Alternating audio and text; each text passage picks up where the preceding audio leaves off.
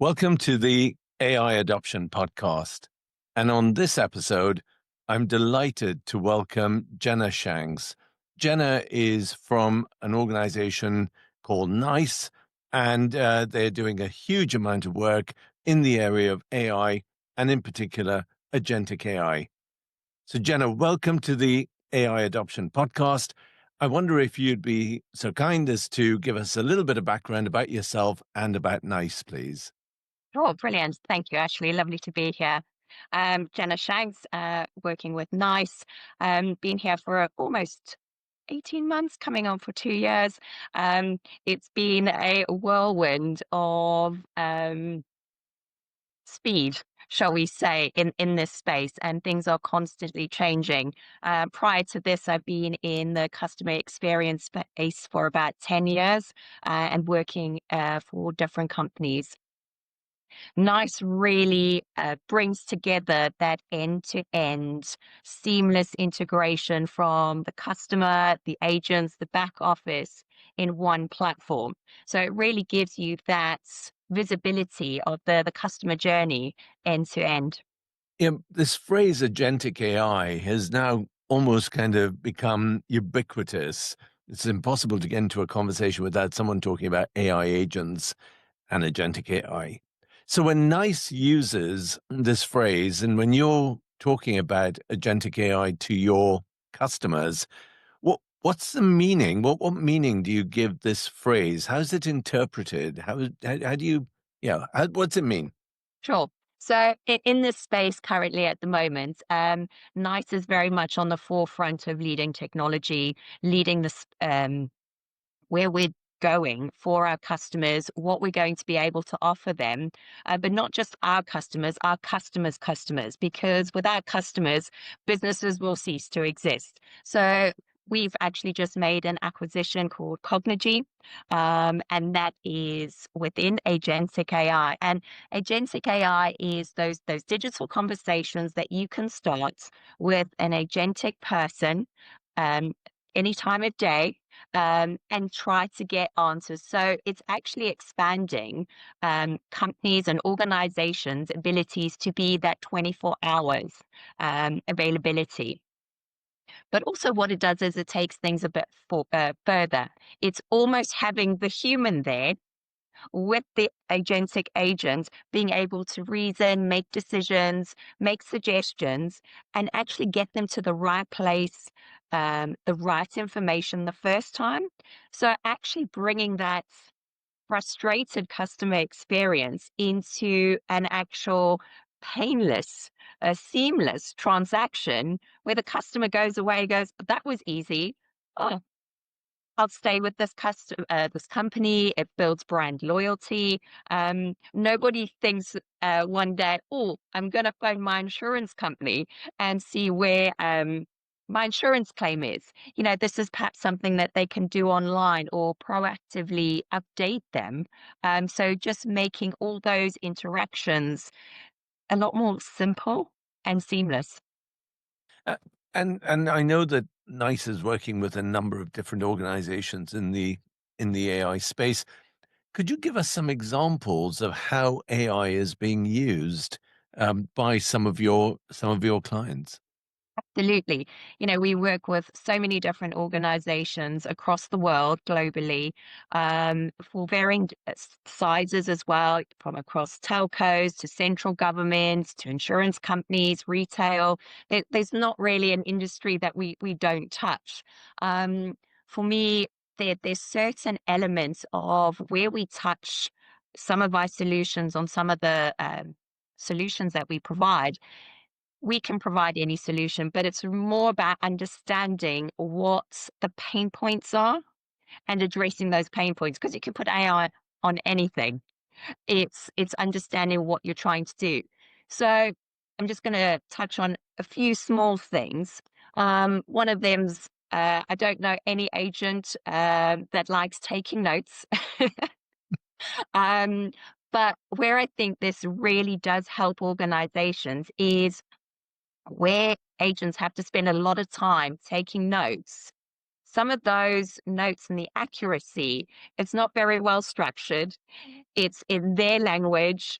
And then the next time somebody else has to go read them, they're like, what were they meaning? All the time, the customer at the end of it's waiting for them to read it.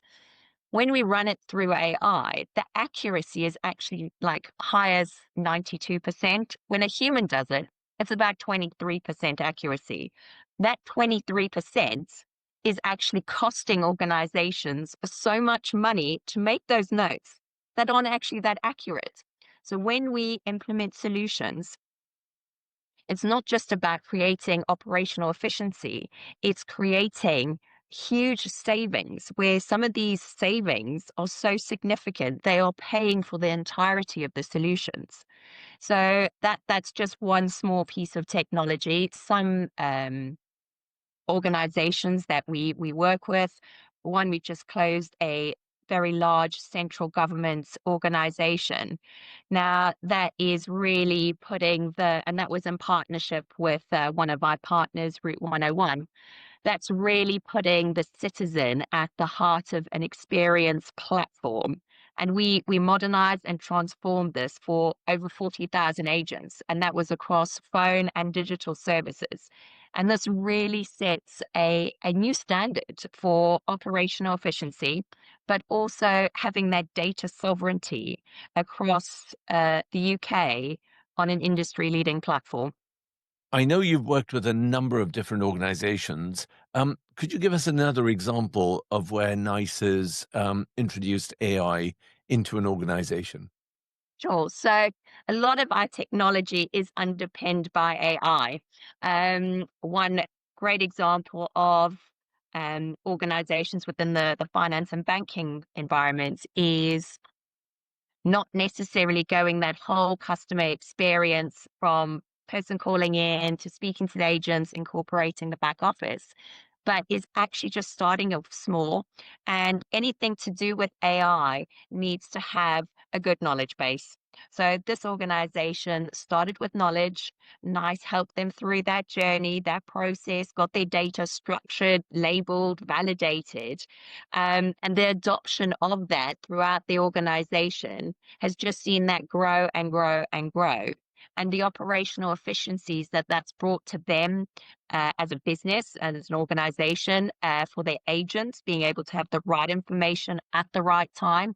Also, in a highly regulated industry, that there's a lot that changes quite quickly sometimes. So to be able to have that knowledge updated, and then actually for the customers that they're serving to make sure that they're getting the right information at the right time when they need it. And in order to do that, how have these organizations actually gone about this? Because given the title of of this podcast, which is all about AI adoption, when organizations, whether they're public sector, and it's great that you've given us both a public sector and a private sector example, when organizations are going through this implementation of AI, has it changed their culture? Has it changed the way in which the organization actually operates? Yeah, and I think if we almost go back to where the journey starts in the organization and the companies being able to recognize that they need to make changes because what has worked in the past isn't necessarily going to work in the future, and things are changing so rapidly. Organizations realize that they need to change, but sometimes there's the apprehension, the fear. What if we get it wrong? So when we work with organizations, it's becoming that trusted partner, working with them, almost hand holding them through that journey. They know their businesses amazingly well. We will never know them as well as they do. They will never know our technology. So it's bringing that together. Operationally, there's things that we may suggest that feels a little bit strange and foreign to them because that's not what they've done before. But it's bringing people on that journey, showing them the benefits. I think when we do things as starting off small, get them to see the benefits, get them to actually get excited about what this means for them, what this means for them on the calls that they're taking, the team leaders that are managing them, but also what business outcome benefits that's bringing to organizations. There's an organization that I work with where they're like, no, that's not how we do things. But we did exactly that. We started off small, did a little POC, saw the benefits of it, and they actually championed that internally, went to the business and said, we've seen these benefits. Can we roll it out to another team? And they did. That team then was like, this is great. It makes our lives a lot easier. And I think it's really making people's lives easier, regardless of the roles that they're doing. But once they can see their benefits, I think they're excited to then go, oh, what else? What next? And, there's telling people to do something or showing people to do things. And if they can actually see the benefits, I think half of that problem with an organizational adoption of AI technologies, people will get on board a lot quicker and organizations will start to see those benefits. Yeah, because I would imagine a lot of people, when they hear about AI, will be very concerned in terms of what it means for them, in terms of their role and the changes in their role or their position within the organization's hierarchy. Have you come across instances where there is some resistance to implementing AI? Absolutely, and it comes from, I would say, different levels. Some organizations are kind of waiting to see what everybody else does, which is fine, and I understand that. But the longer they wait, the further behind they are getting, and the further ahead their competitors in that space are getting. So there's that element, but also from the human in it, the day-to-day person. And I think the question is, will AI replace me? On some level, there will be job roles that will be replaced by AI, but I think it's an incredible opportunity for people in these roles to progress, learn more skills, advance quicker. And I think if they can see that benefit, they'll actually get excited about it. I use AI daily. And the things I can achieve just on the limited knowledge I know in my day-to-day life, I'm doing, so many more hours, but I'm condensing that because I'm using AI. So it's allowing me to actually be more efficient, be ahead of my game. So I think the real question or the real statement is AI is not going to replace humans. AI will replace humans who are not using AI. So I think, so to your points and, the very aptly named AI adoption podcast, we need to embrace it and it's being woven into everything that we do. Recently, I don't know if you're an Amazon shopper, but there's now Rufus AI. Um, that's been incorporated and it kind of chats with you. Would you like this? And you'd be like, oh, actually, that's a really good suggestion. So anything to do with AI, I believe, I'm sure there is the dark side to it. I totally appreciate that. But from helping enrich our day-to-day lives, it's making life easier for us. And yeah, and it would be interesting to kind of get your views in terms of the change in business models that need to take place, because an organization can't bring in this technology and, as you say, kind of just bring in the technology and stay the same. The technology itself will change some aspects of the business model. Are you beginning to see those changes unfold in some of your client accounts? Absolutely. And with some of just the job titles that you're seeing, Hmm. you can see that shift in what organizations are thinking, how they're planning for the future. AI is not going away. Now, if we look at, solutions that were on-prem before, to when cloud came out, there's so many organizations that still haven't moved to the cloud. So, hopefully AI adoption will be a bit quicker.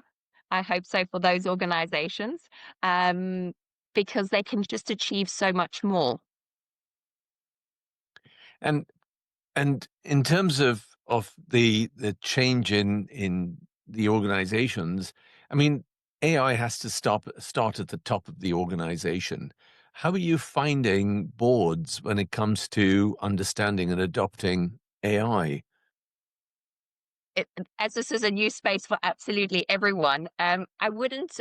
So sometimes we make assumptions. Big companies have got all the answers. People at the top have got all the answers. The answer is none of us have really got all the answers. It's changing daily. So I think it's about educating ourselves, finding out what's there. But again, I'll come back to what is an organization trying to solve? So what's the pain points? And that's where I think NICE really comes into its own. There's so many solutions that we offer, but it's not about that. It's about understanding what does your organization need to do. So when people engage with us at any level, it could just be a team leader that's really interested in solving a pain point for her team, and then she gets excited about it, and then she takes it up the hierarchy of the organization. But also, there's people around that need to be wary, not wary, but aware of technologies that are changing, strategists to be able to stay ahead of the game. So there is a big focus on this.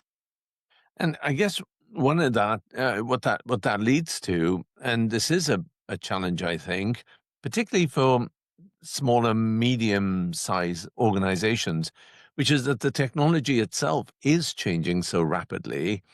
You can almost imagine some boards, some organizations going, what's the point of investing in this technology when in 3 months, 6 months, a year's time, something's going to come along and kind of almost render everything, all the money I've spent, kind of worthless because I'm now having to adopt a completely new technology. How do organizations kind of that are sitting on the sideline thinking, I'm going to wait till this settles down? How do we get those organizations on the journey? Well, one, I would say it's not going to settle down. It's only going to carry on. It kind of feels like a bit of a race to the moon at the moment, with everybody trying to get ahead, stay ahead. Um, for those organizations, I would say when you're looking at working with companies that provide AI solutions, Mm. again, go back to what are you solving for that pain points, but also look at companies that, what does their roadmap look like? What are they doing? Who are they partnering with? And nice partners with the whole ecosystem of partners to be able to stay ahead of the game. So when they're choosing, and I know for small and medium businesses this is hard, but look at what we don't want to get to again is little solutions for this, little solutions for this. When upgrades and updates come, that shouldn't even be a consideration for the company that they've bought these services from, because those updates should be included. So it's almost a partnership of when you join and start using somebody else's technology. When they update and get improvements, you're going to get them as well. So hopefully, investment won't be wasted. I don't see that particularly. What I do see is the bigger disadvantage of we can't outspend on a human level. And what I mean by that is if we've got an issue, we're trying to take 1,000 calls a day, you know, having people try and fulfill that is a very expensive option. However, if you've got AI and making those calls shorter but more efficient, helping the customers more, it allows that human agents to be able to go and do more, and also that organization to be able to do more with less. So they can reinvest. And I think this is a great opportunity where we're going to see businesses grow. The healthcare insurance industry, I think it was from 2019, globally was worth about 2,255 billion, sorry, million. And then by 2026, we're going to have see that more than doubled. So industries are growing, but they need to be able to have the technology to be able to do this. I think companies that don't invest in technology are not going to exist, or they're going to struggle along the way. So this is about being able to scale the operations and scale the business without necessarily scaling the resource at the same time. Is that kind Absolutely. of where we are? And I think the important thing is, and for what I see, is I don't see um, humans uh, being, mass exodus from companies, but more along the lines of what can this business now do with what they've got, with the people they've got to actually grow, expand. There might be other acquisitions that they're bringing in, the products and solutions that they offer, brand loyalty for their customers. If you're in the business of new customers, you're in the wrong business. Yes, you need to have that base, but you actually also need to keep and retain the customers that you've already got. And it's all about offering that better service, offering that customer experience journey, and staying with them longer. I was a customer with a telco provider for about 25 years, and the experience when I left was absolutely shocking. I would never go back to them, yet I wouldn't have left them if I hadn't have found that experience bad. So not only have they lost my revenue, not that it was huge, but I also won't ever go back to them. So it's a very competitive market out there within industries. Yeah, and it seems to me that it's that level of competition that seems to be driving the adoption of AI. Yet companies are sitting very often sitting on the sidelines. So let me ask you, Jenna, given we're talking about AI adoption, if I were to lift and shift you from this discussion, this conversation, into a boardroom of a organization, and the board members turned to you and said, "So Jenna, we're thinking about AI. What should be our five, whatever, top five priorities? What would you say they ought to be focused on?" Sure. Good question. Thank you. First of all, knowledge. Get your Okay. knowledge sorted. That is where good AI and agentic AI is going to be making decisions from for your organization. What I would love an organization to say is these are top 10 pain points. There you go. Almost hand over the business and go fix it for us. And I would love to be able to take all of those, address them, and hand back a solution that is creating operational efficiency for them. And that starts with the customer, the agents, everyone in the organization, but also up to director and senior level management. Um, Implement something small. See how it goes. Build credibility, build trust within your organization, get people along the journey with you to the adoption. That is going to be one of the biggest struggles is actually people. To get them to come across and come along that journey with you. Just be open and transparent. Um, at the end of the day, people are fearful. If I told anybody, um, they've gone to work today, I don't know what your job is, I don't know how long you'll have it for, when you'll get paid again. Obviously, we've all got lives, we all have families, and it is a scary time sometimes. But I think being that open and transparency with them helps their process and their adoption faster. Yeah, and it's that kind of finding that balance in being open and transparent on the one hand, but also recognizing that there will be some jobs, some roles that are either going to be kind of reduced or potentially removed altogether. It's Mm. finding that balance, and I think that that's a very difficult balance to find. Yeah, I think to your point, removed and reduced, absolutely. But also, what is it creating? Yes. Because the job roles that existed, I don't know, even 2 years ago to what exists today. You just look at LinkedIn and it's AI transformation, it's everywhere. So I think this is creating a lot more roles than it's actually reducing. And those skills, and you mentioned this earlier on, and I'd like to cycle back to it because you mentioned, it's important for people to take on new skills now in this changing environment. Um, do you have some specific skills, or what pointers would you give people listening to this podcast in terms of what are the skills that you feel people need going forward? Sure. So first thing is be inquisitive. Find out. A lot of my friends, I meet up with them, and I met up with some on the weekend, and one of them said to me, they're like, "Thank you so much for the tips you gave me last time." She goes, "I've started using them, and it's making my life so much easier." And I said, "Oh my gosh, brilliant! Here's a few more for you." So I feel like, you know, share, be inquisitive, help generations below and above.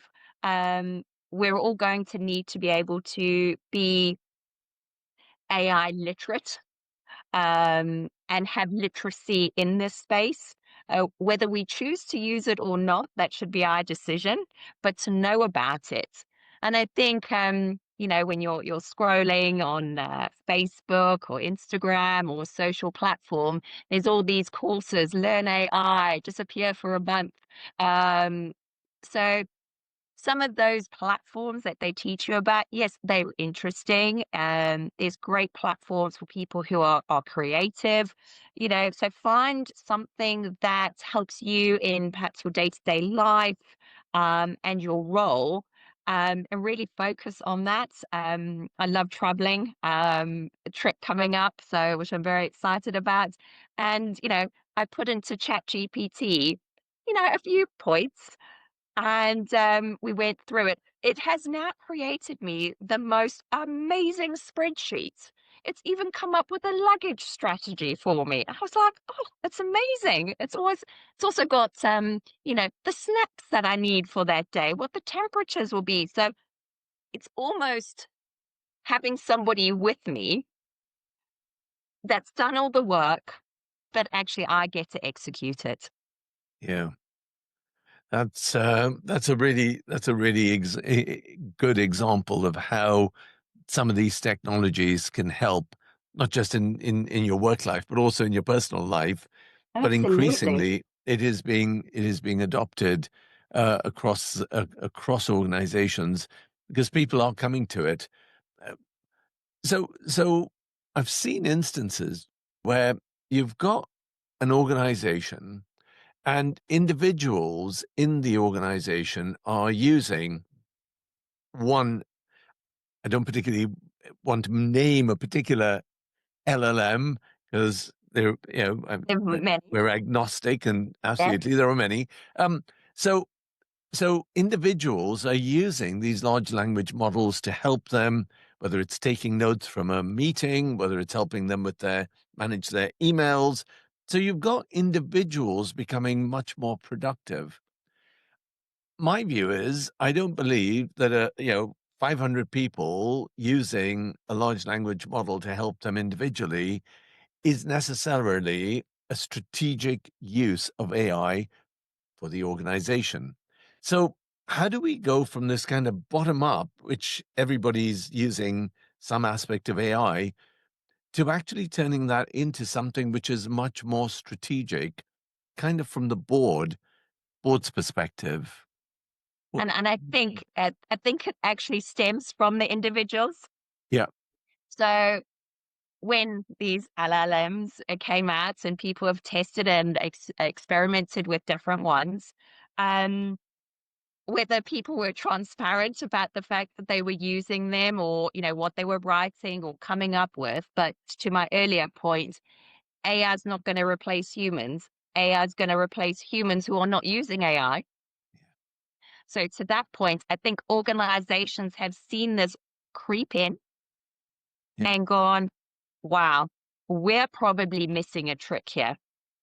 And I think it's the individuals, accumulatively, that are actually driving this change as well, where organizations can't ignore this any longer. I know some organizations that have introduced their own LLMs, we may have as well, to really help us be more efficient. Obviously, we've got the knowledge to kind of read this, sense check it, see whether it makes sense. And actually, we're the ones that can tailor it. But, a lot of the work's being done for us. Not that we didn't know how to do the work, it's just the time it takes. And for me, there's projects that I work on that the time it takes to do it, it's not that I can't do it. I wish be able to have 3 weeks, but sometimes I need to get it done in 3 hours. It's like I've got a team working with me, for me, together, knowing how I think, how I like to speak. And with these LLMs, you can create your own. And please always respond uh, kindly, professionally, but be objective. And then when you read it, you go, No, I don't agree with that. I like that part." And then it actually makes you think further and deeper. So I think it's the individuals that are probably driving a lot of the change that organizations are seeing, will see, and need to change with. Jenna, thank you so much for joining me today. You've provided some fantastic insights.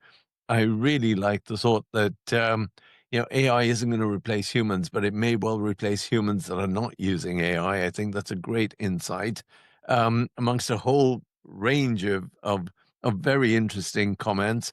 Thank you for sharing some examples as well, because I think that really does bring it to life. So let me just say thank you so much for being on the AI Adoption Podcast.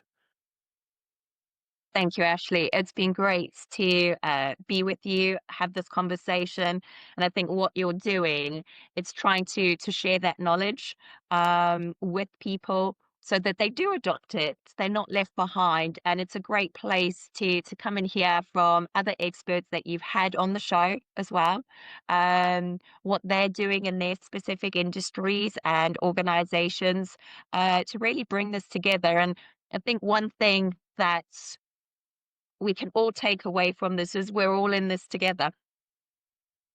I agree. So, yeah, thank you. Jenna, thank you so much. Thank you, Ashley.